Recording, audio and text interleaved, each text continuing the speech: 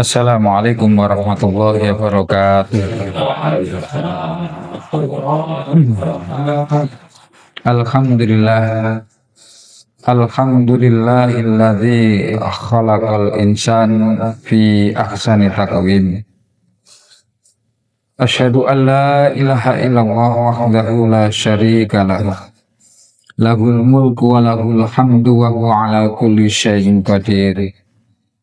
Wa asyhadu anna Muhammadan abduhu wa rasuluhu la nabiyya wa la rasula ba'dahu. Allahumma shalli wa sallim ala Muhammad wa ala alihi wa ashabihi ajma'in, amma ba'du. Para ustaz, Bapak Ibu jamaah Masjid Hidayatullah yang dimuliakan Allah Subhanahu wa taala. Bersyukur kepada Allah SWT karena dengan limpahan nikmat dari Allah, pada malam hari ini kita bersama-sama mengkaji hadis Rasulullah SAW sebagai bagian dari kewajiban kita semuanya sebagai hamba Allah yang beriman dan menuntut ilmu. Mudah-mudahan Allah SWT menjadikan ilmu kita adalah ilmu yang bermanfaat, menuntut di dalam hidup kita semuanya. Amin ya rabbal alamin. Bajamaah yang dimuliakan Allah SWT, suatu kali Yahya bin Mu'adz ini mengatakan, banyak orang yang membaca istighfar tapi dibenci, dan banyak orang yang diam dirahmati oleh Allah. Mereka yang banyak beristighfar tapi dibenci oleh Allah adalah mereka yang mohon ampun kepada Allah tapi terus melakukan dosa. Dan mereka yang diam dirahmati oleh Allah SWT adalah mereka yang hatinya bersih, senantiasa memohon ampun kepada Allah, banyak berzikir kepada Allah. Suatu kali Rasulullah SAW melihat lelaki yang sholatnya itu banyak, oleh sholat sunat dikerjakan. Sholat apa saja tidak pernah kemudian ketinggalan. Rasulullah SAW kemudian mengatakan, innakum ummatun uridu bikumul yusra. Sesungguhnya kalian adalah umat yang kami mengharapkan akan kemudahan. Tidak kemudian dengan berbanyaknya ibadah, banyaknya sholat, banyaknya puasa, yang justru kemudian merusak dirinya. Ketika Rasulullah SAW ini bertemu dengan Mbah ini,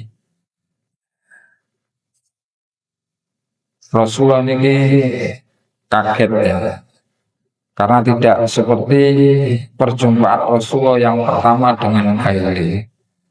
Dia itu tampan, gagah ya. Maka Rasulullah kemudian bertanya, kamu itu siapa? Saya ini Bahili ya Rasulullah yang pernah bertemu dengan engkau. Loh kok seperti ini kamu? Ya. Di wajahnya berbeda, agak lebih tua dan badannya sudah meliring. Ya. Kenapa kamu demikian? Ya Rasulullah, sejak berpisah dengan engkau, kami tidak makan kecuali pada malam hari. Berarti bayi ini poso terus sehingga badannya rusak. Rasulullah kemudian bertanya, siapa yang mengajarkan kamu seperti ini? Ditanya Rasulullah sampai 3 kali. Maka Rasulullah SAW kemudian mengatakan, puasalah pada bulan Sya'ban. Yang dimaksud adalah bulan Ramadan. Saya masih kuat lahir Rasulullah. Puasalah dalam 1 bulan 1 kali. Tambahkanlah ya Rasulullah, saya masih kuat.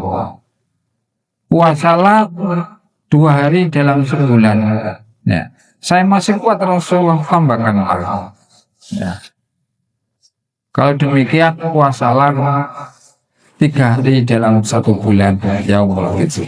Saya masih siap, masih sanggup, wahai Rasulullah, tambahkan lagi. Maka Rasulullah SAW kemudian mengatakan, puasalah kamu pada bulan-bulan haram. Dan haram niku samangke termasuk bulan haram, Dzulqa'dah, Dzulhijjah, Muharram, dan Rajab. Ya. Menunjukkan kepada kita semuanya, ya, bahwa kemuliaan di sisi Allah SWT itu bukan hanya pada ibadah secara zahiriyah yang nampak saja. Posoe akeh, ya, sholatnya juga demikian gitu, bahkan mulai jam 1 sampai subuh, ya. Bukan hanya itu, tetapi Rasulullah dan juga para sahabat, ya, kemuliaannya itu adalah pada bersihnya hati dan dermawan dengan hartanya, sebagaimana Abu Bakar, Umar, dan sahabat-sahabat yang lain. Tidak pernah kemudian kita dengar, oh Umar itu sholatnya mulai jam 1 sampai subuh, Abu Bakar juga demikian.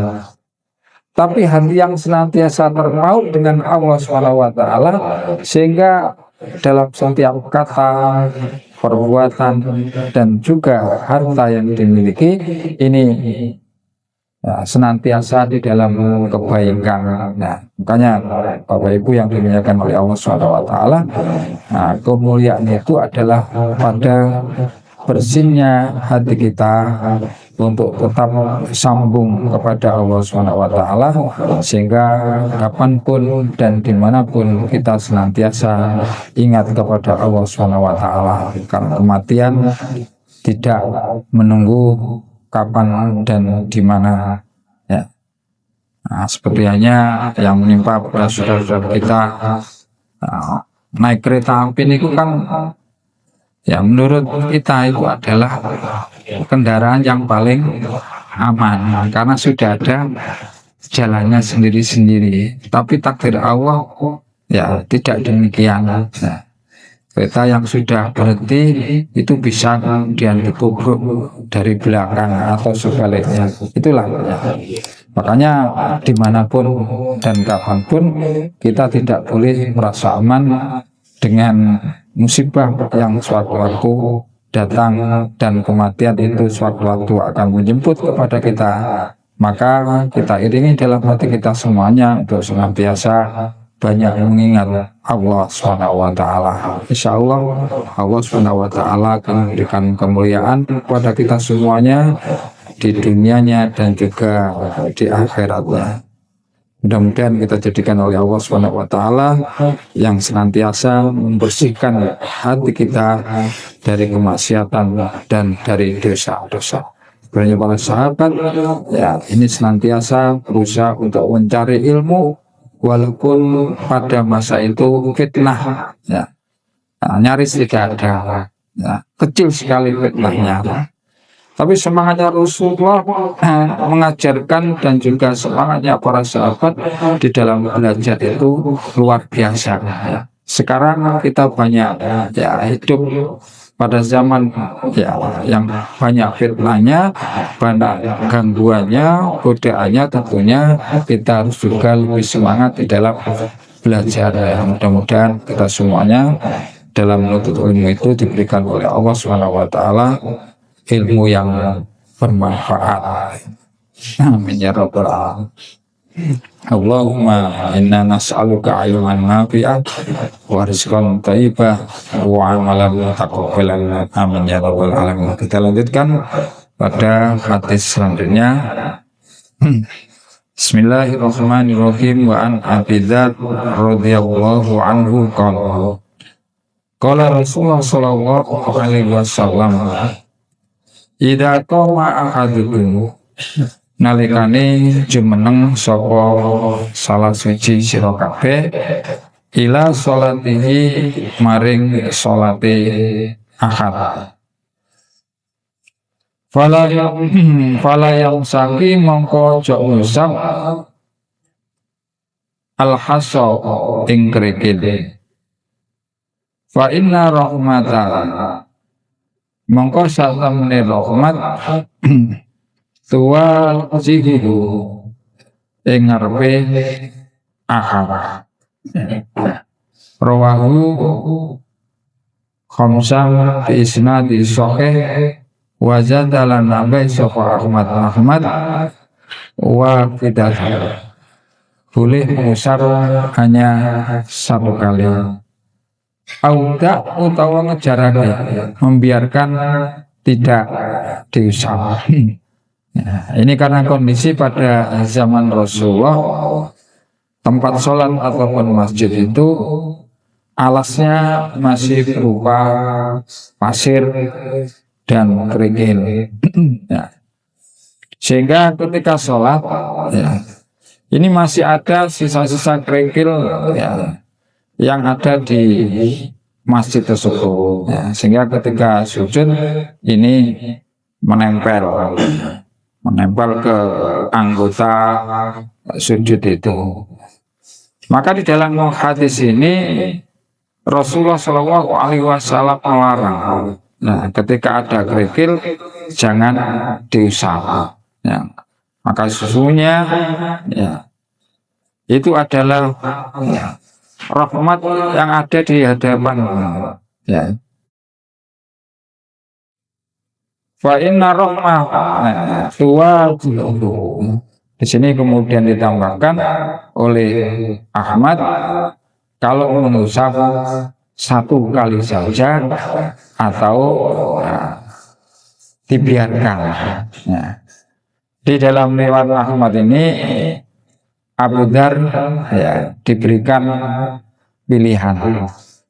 Kalau dalam keadaan memang sangat dibutuhkan ya, karena sangat mengganggu sekali, cukup sekali saja atau ya dibiarkan.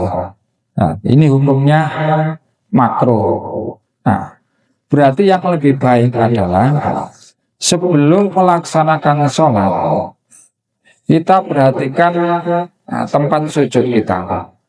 Apakah ada yang kemudian menjadi penghalang ketika kita sujud atau tidak? Nah, kalau dulu belum ada keramik, belum ada ya, karpet atau alas yang lainnya. Tapi berupa pasir yang kadang-kadang itu ada ya, kerikilnya. Ya.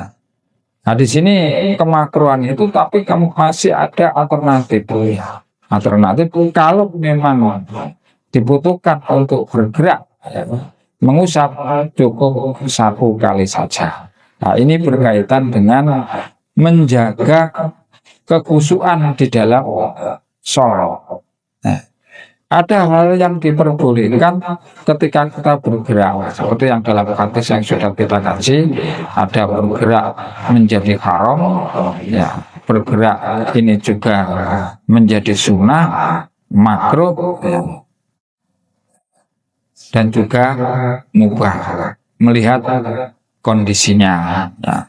Tidak kemudian menjadi haram secara mutlak, tidak, tapi melihat kebutuhan, melihat situasi yang ada pada saat itu. Ya, sebenarnya di sini ya, karena kondisi masjidnya ini masih berupa pasir dan ada kerikilnya, ya untuk menjaga khusyukan sholat agar tidak banyak bergerak, maka ya, kalau terpaksa satu kali saja diusap atau dibiarkan sama sekali tidak diusap. Ini dalam rangka adalah untuk menjaga kekhusyuan di dalam sholat itu sendiri. Kemudian dalam wafi sahih an mu'aikib nahwa usulatun hadis ya bi ghairi ta'lil. Jadi tanpa kemudian menjelaskan di situ, tidak dijelaskan dalam kalimat fa inna rahmah tuwajibu, tidak ada kalimat demikian ya. Mu'aqib atau Mu'aqib bin Abu Fatimah Ad-Dausi. Beliau ini pernah juga mengikuti perang Badar dan masuk Islam pada awal kedatangan Islam itu, ya. Dan pernah berhijrah ke Ethiopia, ke Habasyah yang kedua, sampai kemudian juga hijrah ke Madinah. Ya, ini Mu'aqib, ya. Nah, di sisi lain ada sejarahnya Mu'aqib. Jadi beliau meriwayatkan hadis yang serupa dengan hadis Abu Dzar. Ya. Tapi di situ tidak ada penjelasan yang menunjukkan bahwa sesungguhnya rahmat itu ada di hadapan seseorang. Selanjutnya wa'at Aisyah radhiyallahu anha. Qalat ngucap sawu Aisyah. Satu takon ingsun Rasulullah sallallahu alaihi wasallam. Takoni Aisyah dumateng Kanjeng Nabi anil altifati bisawab. Nah, dinoleh ing dalam sholawat. Faqala qadamu sapa Kanjeng Nabi huwa utawi noleh iku ikhtilasun. Ikhtilasun itu nyopet. Nyopet itu berarti adalah mencari kelengahan seseorang. Sehingga ketika lengah, entah itu kalungnya, dompetnya, ini diambil. Ya kali suhu nyopet ing wong sapa syaitan setan. Min sholatil hati saking sholate kawula rawahu Bukhari wa Tirmidzi wa sahhahu iya ka ngedono wal iltifat ngedono saking noleh di sholate ing dalam sholat fa inna iltifat maka sak temene nolehku fi sholati ing dalam sholat ala katun rusak, ya. Faingkana mengkolau ono lagu dak orang kena orang, ya, harus kemudian menoleh, ya. Fafita tahu moko ing dalam sholat sunat. Nah, noleh berarti kalimat noleh ini noleh nopo nih, sirai, ya. Dinilai noleh sirai. Nek awak-awak isa dodone niku mboten oleh. Ajeng oleh kan ngeten tok. Nek mare ngono sak awak-awake ngeten. Berarti seperti ini yang membatalkan sholat karena tidak lagi kemudian menghadap kiblat. Jadi Allahu Akbar. Mboten oleh ngeten tok. Tapi sak awake ngene.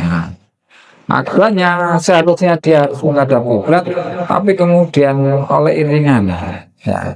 Ini yang membatalkan sholat. Ya. Ada noleh hati dan juga noleh badan, ya, noleh secara fisik. Ini juga sama bahayanya. Ya. Noleh hati berarti ketika kita sholat ini, sedang digoda oleh setan sehingga tidak ada khusyuk di dalam ibadah. Sering ngoten nggih sami. Ya.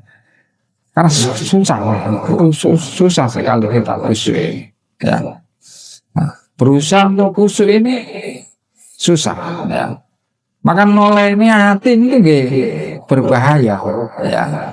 Nah, kalau hanya noleh sekedar noleh begini saja tidak apa-apa, tapi kalau sudah berubah, ya, dada kita tidak lagi menghadap kepada kiblat, itu bukan lagi noleh, sudah berubah arah, ya. Ini ada hadis ya, yang diriwayatkan oleh Ahmad dari Ibnu Majah dari Abu Darda. Ya. La yazalullahu mukbala. Ya. Orang mari-mari sapa Allah Gusti Allah balan ngadep ala hati yang atase kawula. Ya. Allah itu senantiasa menghadap ke arah hambanya. Ya. Malah yaltaf itu selagi ini orang noleh. Ya. Faida sorofa wajahu. Ya. Allah SWT akan menoleh ya, insorofa anhu ya, dari seseorang itu apabila orang itu kemudian noleh ya, ya. Jadi ada yang mengatakan larangan ini berlaku jika noleh tersebut tanpa alasan. Sebab Abu Bakar ini pernah juga noleh ketika sholat. Di sholat zuhur, ya, Rasulullah ini datang. Ya. Tiba-tiba kemudian Abu Bakar ini noleh ke hadapan Rasulullah dan juga diikuti yang lainnya. Ini yang pertama. Ya. Ketika Rasulullah Shallallahu Alaihi Wasallam ini dalam keadaan sakit, sakitnya Rasulullah itu mulai hari Rabu, Kamis, Jumat, Sabtu, Ahad, Senin meninggal dunia. Ya. Dengan sakit yang panas. Panasnya Rasulullah, demamnya Rasulullah itu 2 kali lipat sakitnya manusia biasa. Ya. Kira-kira sakitnya kita sudah ini kurang derajat 35 ini panas, panas. Ya. Kalau 2 kali lipat berarti mencapai 70 sampai 80. Padha karo geni ini gimana. Panasnya Rasulullah seperti itu. Ya. Sehingga Rasulullah satu kali ini minta ada 7 gerabah ini supaya disiramkan ya, ke tubuhnya. Ketika itu Rasulullah berada di rumah Aisyah dengan memakai selimut yang dibawakan oleh Rasulullah. Ya. Ini dalam keadaan sangat panas. Dan Rasulullah ketika sudah agak siuman, ya, ini keluar. Ya. Intip-intip gitu nih. Karena rumahnya Rasulullah dengan masjid ini kan iringannya, ya. Ada di sebelahnya masjid ini. Ya. Sehingga ketika Rasulullah keluar dan buka tirainya, ya, Abu Bakar yang ketika itu ngimami sholat subuh, ini tidak kemudian mundur. Ya. Dikira Rasulullah SAW ini datang untuk sholat. Nah, ini mau ngimami. Ya.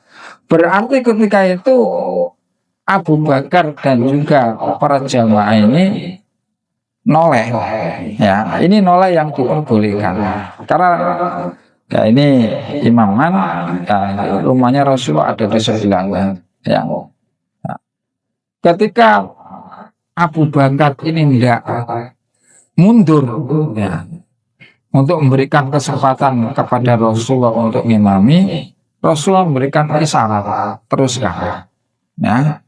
Maka kemudian Abu Bakar ini tidak jadi mundur, tapi meneruskan ngimami sholat. Nah, berarti ketika itu, ya, Abu Bakar tahu, ya, Rasulullah berada di samping, ya. Gak mungkin kan kemudian lirik itu, ya, tahu. Sehingga isyarat Rasulullah juga Abu Bakar dan juga jamaah ini tahu. Sehingga Abu Bakar tidak jadi mundur dan meneruskan sholatnya. Ini noleh yang diperbolehkan karena satu kondisi. Gerakan yang diperbolehkan sebagaimana ketika melakukan gerakan ada orang yang hendak lewat di depan kita, kemudian kita, ya, menghalanginya, mencegahnya itu gerakan yang disunahkan karena ada contoh dari Rasulullah Shallallahu Alaihi Wasallam. Ya.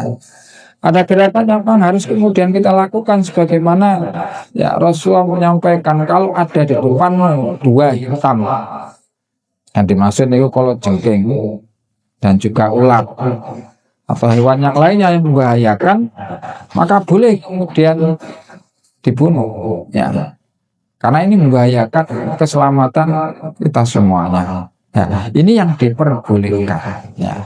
Maka ada noleh ya yang diperbolehkan ya karena ada sesuatu hal yang memang harus kita lakukan, ada noleh yang kemudian menjadi batal dalam soal kita apabila nolehnya itu noleh sa'awa-awae sehingga kita tidak menghadap kepada kiblat.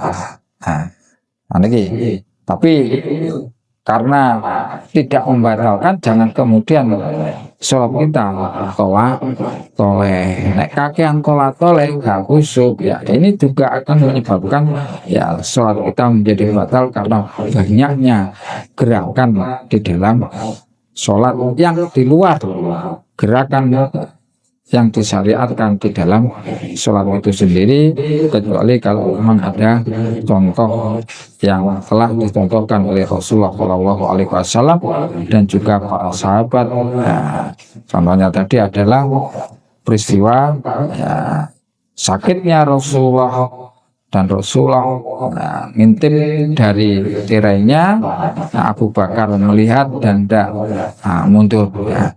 Ini yang diperbolehkan ya. Karena kita menghadap kepada Allah jangan sampai kemudian dada kita ini atau posisi badan kita berubah arah tidak menghadap kiblat ini yang menyebabkan sholat kita menjadi batal ya.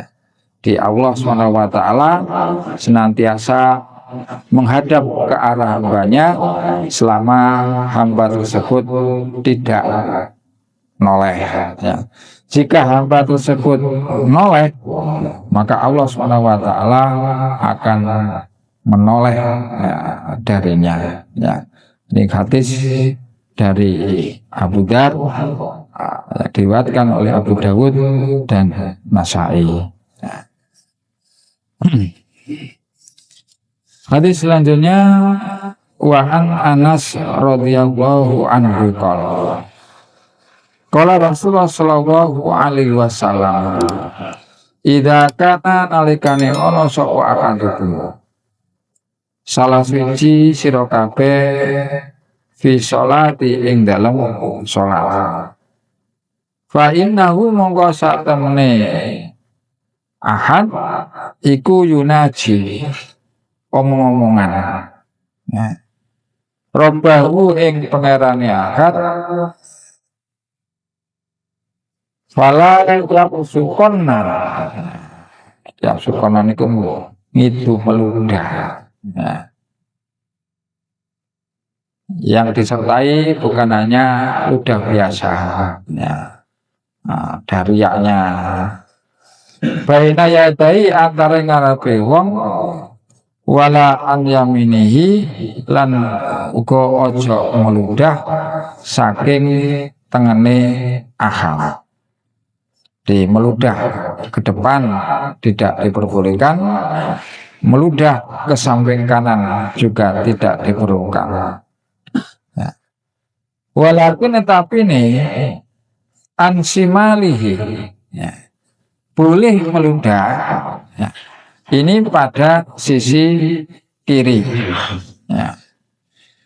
Tahta kodami ing nisore telapak kakine ahad mutafakun alaih ya. Wa fi riwayatin lan ing dalam riwayat au tahta kodami ya.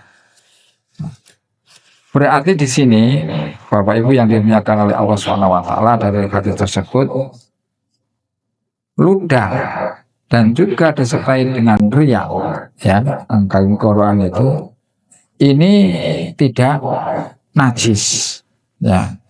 Terbukti tadi dari larangan Rasulullah karena sholat itu sedang berbincang-bincang dengan Allah SWT, ya, contohnya Alhamdulillahirabbil alamin majadani abdi, hambaku sedang memujiku, seterusnya, ya.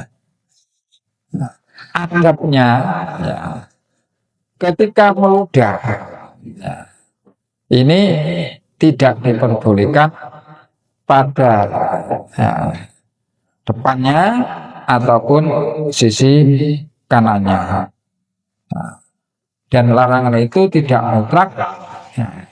Ada alternatif, ya, mubah hukumnya kalau kemudian meludah itu pada sisi kiri, ya, diludahkan di bawah telapak kaki.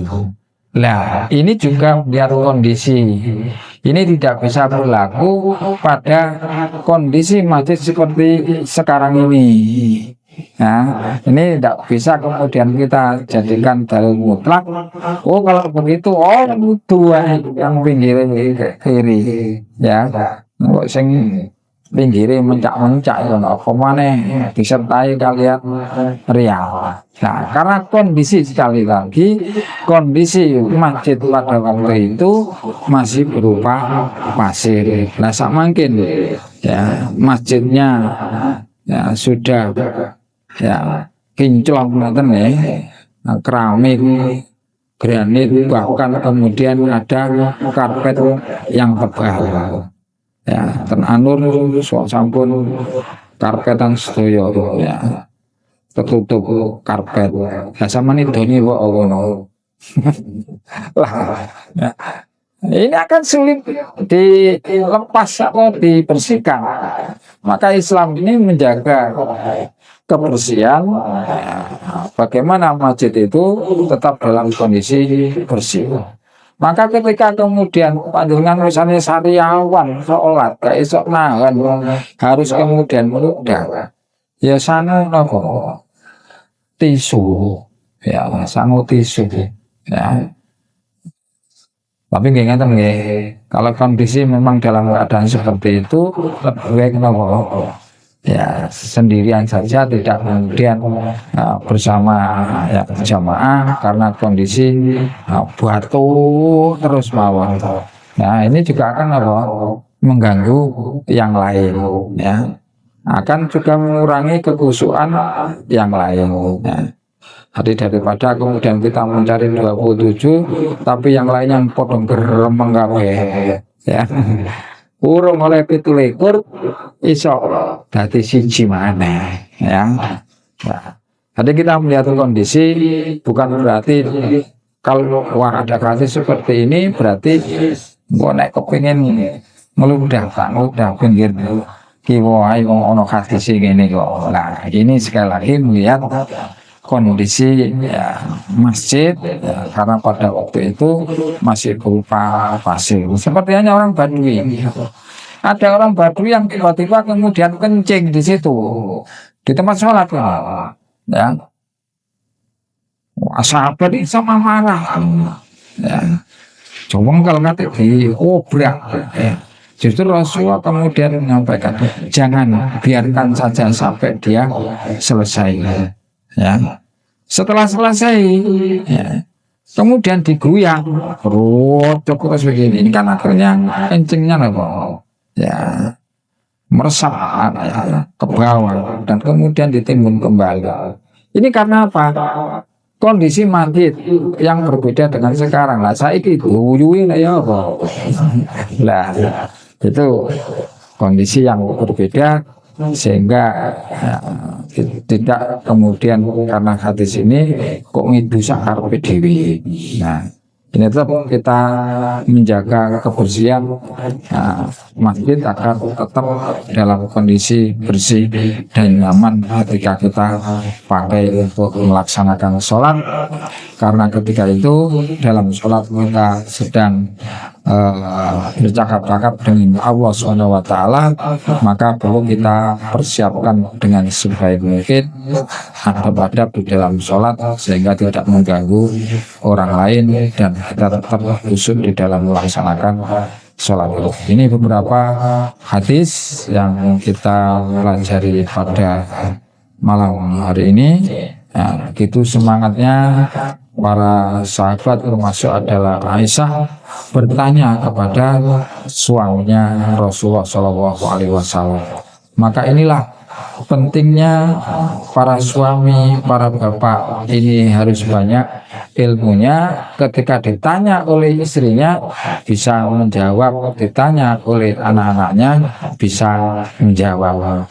Bojone sing wedok pinter, sing lanang ora gelem ngaji, ya apa yang jawab, mau pinter istrinya. Ya mudah-mudahan dalam keluarga ini, suami istri dan anak-anak ini, mari kita galakkan untuk mencari ilmu, karena tidak fitnahnya semakin banyak, nah, ilmu yang kita dapat juga harus semakin banyak pula. Demikian mudah-mudahan memberi pemahaman dalam kita mengkaji dan bisa kita amalkan di dalam kehidupan kita sehari-hari. Kita tutup dengan doa kafaratul majelis. Subhanakallahumma bihamdika asyhadu an la ilaha illa anta astaghfiruka wa atubu ilaik. Kurang lebihnya apa yang kami sampaikan kami mohon maaf. Istinas siratal mustaqim. Assalamualaikum warahmatullahi wabarakatuh.